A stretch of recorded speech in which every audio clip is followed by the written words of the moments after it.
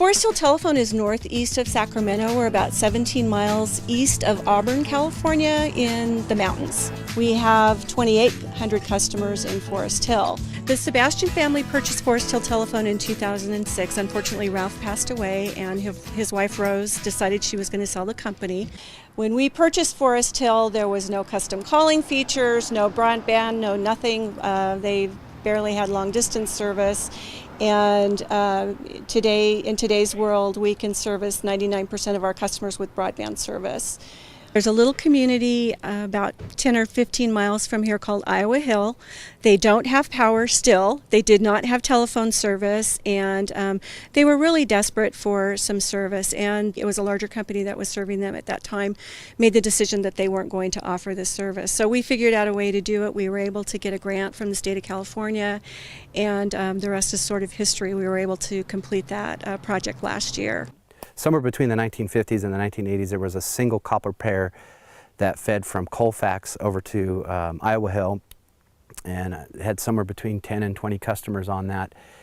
And over the years, it had fallen down through storms and that kind of thing, and it became kind of a difficult task to maintain that. So everybody started getting cell phones, and we cut that one out, and the cell phones were just as bad. There's a lot of times you can't get out on the cell phone because you have to go 2-3 miles down the road.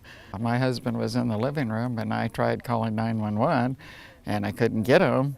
And when I finally got through to the fire department, which took me almost an hour, my husband was dead on the floor. So I fought for the phones. And Sebastian's wonderful. The community had gone to the PUC and requested a grant called the AB 140 grant, and that was 1990, and it took up till about 2004 for the grant to actually come through. And in 2007, they had asked us to help them build out this project. So we're standing at the site in Iowa Hill. It's known as King Hill. We're about 2,000 feet above sea level. And this is our first microwave hop for the Iowa Hill telephones and broadband service. There is no power in Iowa Hill, and so these solar panels feed a battery network inside of our little hut there. There's Calix equipment inside, and there's a microwave radio that feeds back to Forest Hill.